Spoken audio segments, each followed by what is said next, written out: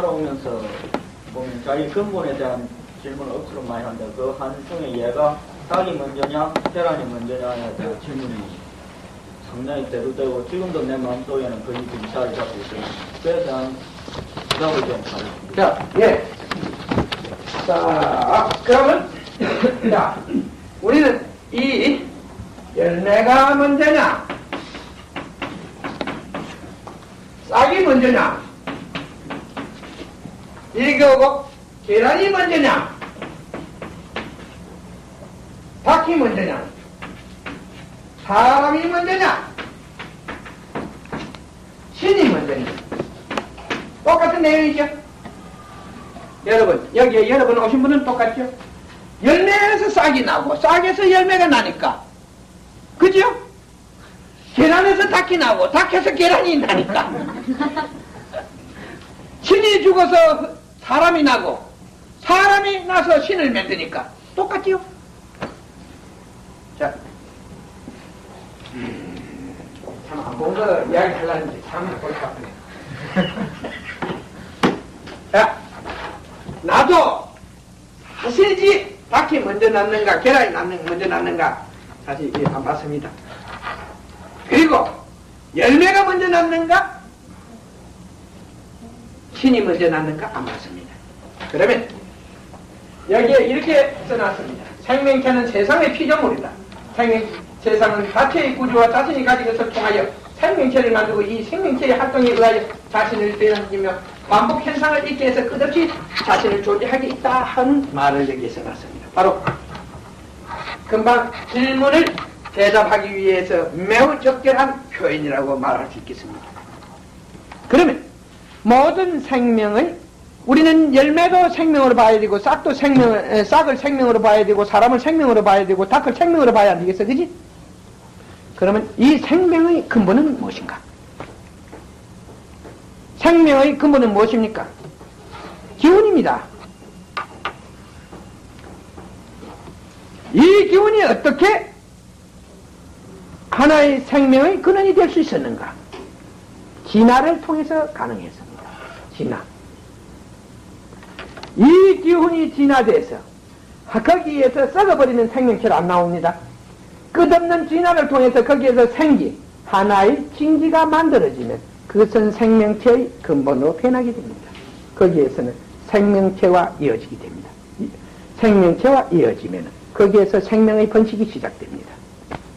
자, 이제 창조론인가 진화론인가 에 대해서 여러분에게 먼저 설명을 하고 이것을 창조론이라고 설명하면 좋은가 진화론인가 하고 설명하면 좋은가 하는 걸 여러분의 동의를 구하겠습니다. 왜냐하면 나도 이 간에는 사람들이 세상을 창조론에 의지하느냐 진화론에 의지하느냐 하는 질문을 많이 받습니다. 그때 나는 사실지 내가 몇월 며칠 날 적십자 회관에 갔더니 어떤 사람들이 이런 질문을 했다. 그래서 이걸 창조론이라고 먼저 창조가 먼저라고 말해야 좋겠느냐 진화가 먼저가 말해야 좋겠느냐 했더니 그쪽에서 진화가 먼저다 이렇게 결정하기로 했다. 아니다. 또 어떤 사람들은 창조가 먼저 하라고 결정하기로 해서 나는 그때부터 이 사람들의 의견을 너희에게 말한다. 내가 그때 본 사람이 아닌데.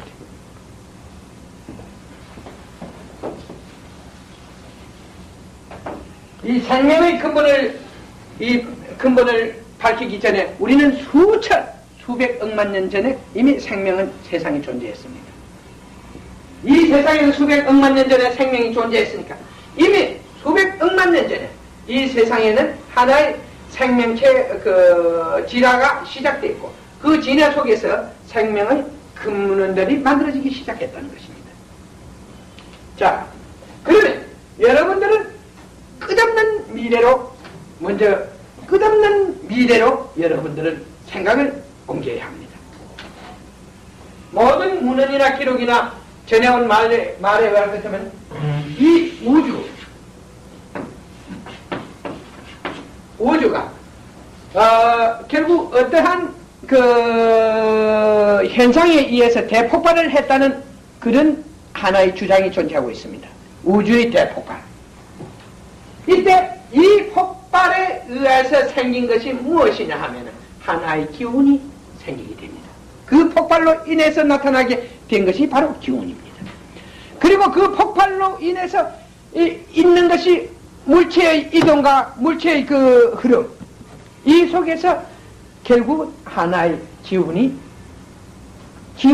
거기에서 생성하게 됐다는 것입니다. 이 기운이 결국 깨어진 물체와 부딪히면서 진화를 계속합니다. 이 진화 속에서 나타난 것이 이 깨어진 물체와 부딪히면서 진화를 계속하면서 나타난 것이 무엇이냐 하면 저물주. 쉽게 말해서 세상을 있게 하는 이 우주의 대자연의 우주의 존재를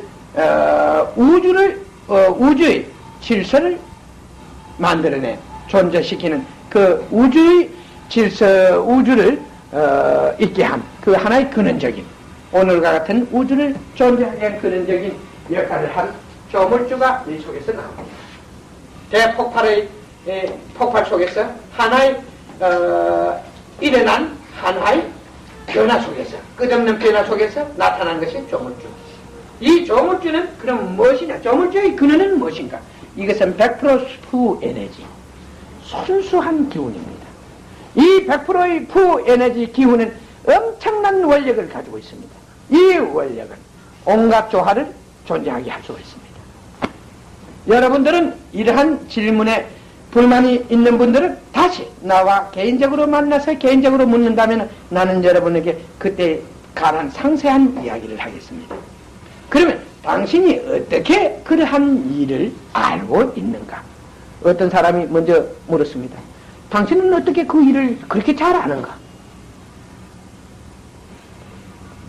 내 자신이 가지고 있는 몸체의 푸 에너지가 98% 정도 됩니다. 이것은 신과 인간의 세계에서 최고의 하나의 그 완성된 하나의 그 에너지, 기운을 가지고, 진기를 가지고 있다. 이렇게 말할 수가 있겠습니다. 그러면 98%와 100%는 매우 가깝지요? 그러니까 내가 내 자신을 버리면은 내 자신의 모든 기억과 모든 내 자신이 가지고 있는 육체적 부담을 버려버리고 결국 무아의 세계에 도착하게 되면은 이 100%의 세계에 존재했던 비밀을 알 수가 있습니다. 여기에 나타나는 걸 알 수 있습니다. 그러나 여러분들은 내 말을 듣고 관찰을 하지 절대적으로 다른 사람들이 이런 말을 할 때 믿지는 말하는 것이에요. 누구든지 이런 말을 하거든 관찰을 하십시오.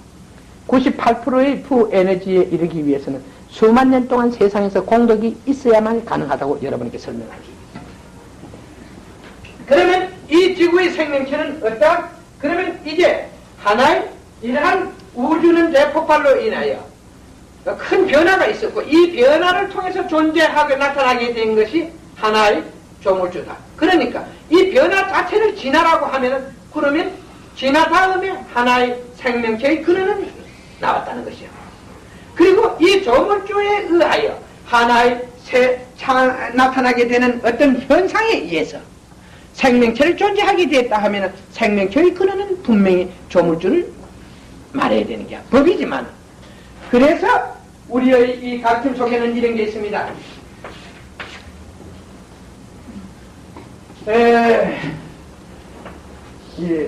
법과 세상과 뭐 또 있지? 하나 뭐 있던가? 법, 세상, 그 다음에 세 가지. 응? 그거 먼저 안 써놨어? 세상 근본에 법과 세상과 뭐 세 개 있었겠네?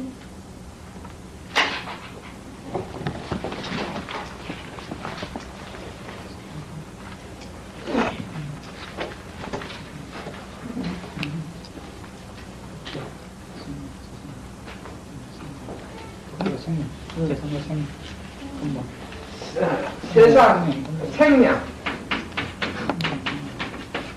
자, 이게 상관관계를 이루고 있습니다.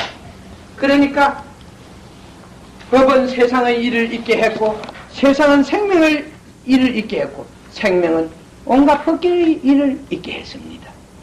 그러니까 이게 하나만 사라져버리면 차 끊어지거나 하면 두 개도 자동적으로 끊어진다는 것이에요.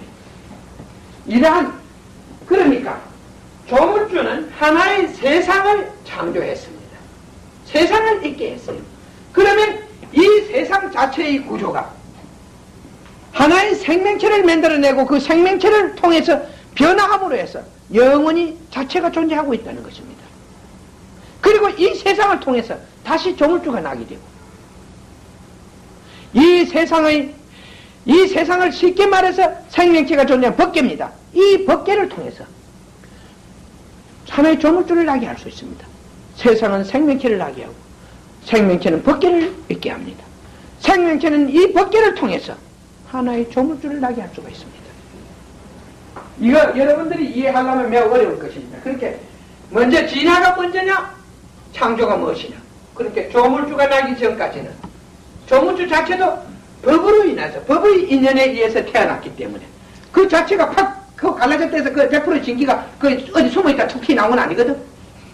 그것이 부딪히는 하나의 이 속에서 이것이 결국 떨어져서 우리가 어떤 대장제이가 쇠를 잘 다루는 대장제이가 하면 나쁜 쇠를 뺏겨내고 거기서 좋은 민금을 만들었다 이런 말들 있죠. 좋은 쇠.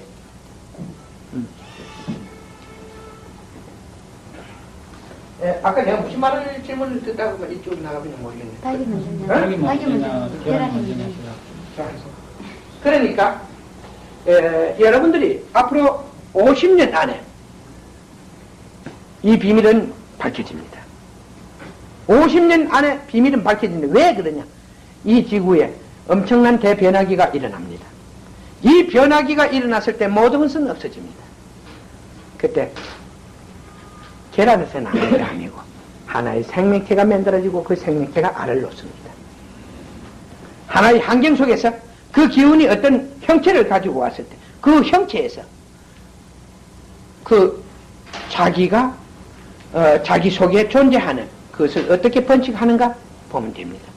그러니까 어떤 진화를 통해서 닭 같은 게 나왔을 거고 하나의 세상의 대변화 속에서 닭 같은 생명체가 나왔을 거고 그 생명체는 하나의 번식의 수단으로서 알을 놓는 것도 있고 하나의 자기를 있게 하는 열매를 맺는 것도 있고 새끼를 놓는 것도 있었습니다. 그러니까 최초의 그 나무는 기운이 어떤 환경과 접목함으로 해서 그 끝없는 진화를 있게 해서 그 큰 나무나 어떤 새로운 변화된 모습을 가져오겠죠. 예를 들어서 지금 지금 현재 조물주가 아닌 인간도 그 조물주 흉내를 많이 냅니다. 유전공학. 그러면 유전공학은 먼저 어떤 물질을 만들 때 그 알을 먼저 만들어갖고 거기서 부화시키는 게 아니고 어떤 물질과 물질을 결합시킴으로 해서 거기서 어떤 현상을 나타나게 해서 그 현상을 통해서 그 속에서 어떠한 이것이 자기 변화를 계속하고 있는가. 닭은 알을 놓음으로 해서 항상 자신의 모습을 가진 자를 번식시키게 하고 있거든. 변화. 그러니까 닭은 알을 놓고 알은 닭을 만들어내고. 자, 여러분들이 이러한 수수께끼를 어렵게 생각할 필요는 없습니다. 현대 유전과학이 어떠한 방법으로서 이러한 하나의 생명체, 새로운 생명체를 만들어내는가. 그걸 보고 그 생명체가 만들어졌을 때 그것이 어떠한 방법으로서 변화하는가 이것을 관찰하면 닭이 먼저인가 알이 먼저인가 하는 건 대반에 나타나게 되는 것입니다.